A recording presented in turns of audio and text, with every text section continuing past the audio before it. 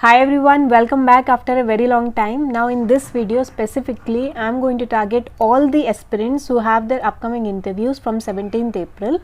So I have made the videos back to back which I would be uploading today and all of them tomorrow. So that you have total videos of 6 to 7 which you have, it's compulsory for you all to go through all those 6 to 7 videos, because by covering those 6 to 7 videos you are going to crack the upcoming interview of yours UPSC CMS. I guarantee to you all, because in those you are going to avoid those silly mistakes which you will perform and you will be disqualified even before appearing for the interview. So don't miss any of them. It would be hardly of 15 minutes or 10 minutes, so it will cost you only 1 hour in total collecting all those 6-7 videos. So spend that 1 hour with me and make sure that you get selected in a UPSC interview. So let's start this video. In this specifically I would be talking about what questions to expect in the interview. As you all can see that on the screen that there are 5 faculties and the candidate who is giving the interview. So this scenario is going to be there on your interview date. There would be 5 faculty members. In the center you can see going to be an IAS officer, and near to them one would be the surgeon, one would be obs gynae, one would be medicine department, and one would be of ortho or either PSM or ENT or ophthal. But in 90% of cases you would be facing the medicine faculty, the obs gynae faculty, the surgeon and the orthopedics. So you have to be well versed with those 4 subjects. Now total interview is going to be of 25 to 35 minutes, in which IAS officer would be talking with you for the 15 minutes, and if your interview is of 100 marks and all 100 marks is under the power of an IAS officer, he is going to give you the marks. The rest faculty is there to ask you the questions, but the final marks would be given by an IAS officer. So his questions, or you have to impress him the best as compared to the other faculties. So be prepared to face the IAS officer for 15 minutes, and the rest 10 minutes the rest faculty will ask you their respective subjects questions. So you will ask me that what questions to expect from an officer. What questions he is going to ask? He is going to ask about the general knowledge or the upcoming plans or what is going on in the India or over the world. No, he is just going to be specific regarding to your branch and whatever details you have filled in up your DEF form. DEF form you have already filled before filling the appearing for the interview. It's a compulsion, so you must have all filled up the DEF. So in that, how would he be able to know that what hobbies you have? He is not there to ask you your hobbies. He is going to have the DEF form on his table before your entry in the hall. The one question everyone is asking me that, ma'am, in the documents to carry, we have to carry the DEF form with us. Is it compulsory? Is it not? It is not at all compulsory, because you have already online filled the DEF form. They already have your DEF form.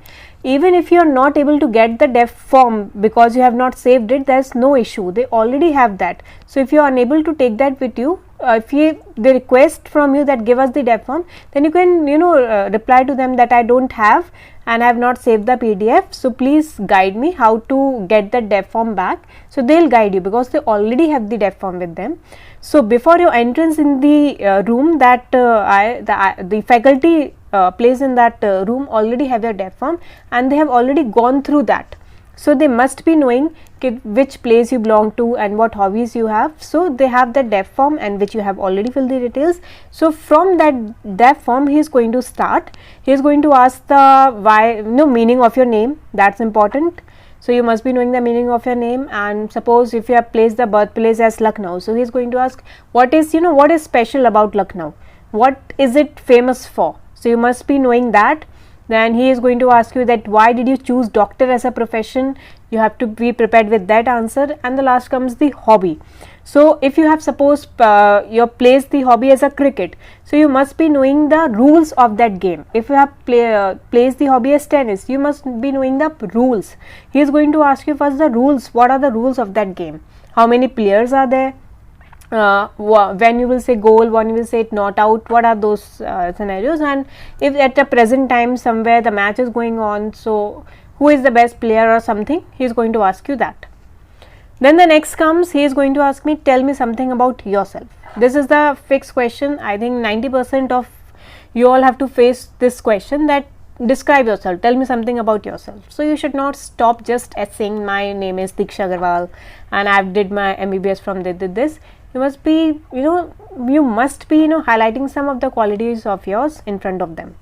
Then what will you choose, NEET PG or this job? This is a very, very tricky, and because you are appearing for something to get a job of UPSC, and they will place you in a trap that what will you choose, NEET PG or job. If you are sitting there for the job, then definitely you can't say NEET PG. If you have to go for NEET PG, then why are you sitting in front of? So you have to prepare your answer according to that. Then the next question is that what are your views on RTH bill? This is going to be asked because it's a very highlighted topic, and IAS officers love these type of trending topics or something controversy which is going on, and it is obviously what against the doctors. So he is going to ask you what are your opinions on the right to health bill which is there on the Rajasthan. So be prepared with this answer. It is going to be there this time. Then the question is, did you worked anywhere previously? This is also a very pertinent question because everyone knows that we have a rural bond after the MBBS. So they expect that you must be gone through that. So here your marks carry.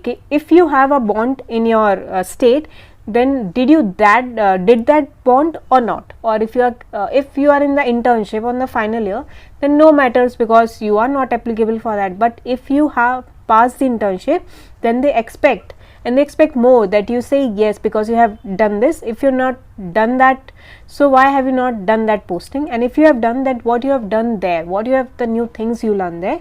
So don't say any false thing. If you have not done your job, that rural bond, accept that, and if you have done, then please explain them.